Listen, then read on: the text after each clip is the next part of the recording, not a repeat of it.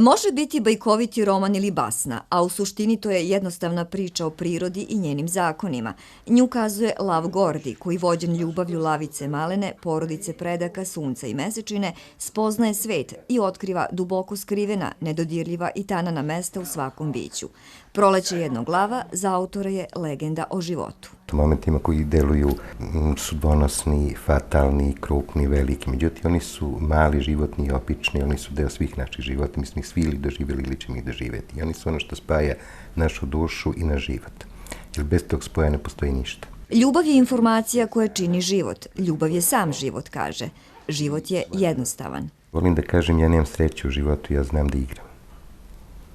Jer sreća nije relativna kategorija, sreća je matematički izračunljiva kategorija koja je u odnosu na ono što mi osjećamo na život. Ni posle toliko godina i životnog iskustva Kravcev u knjizi ne bi promenio ni jednu reč.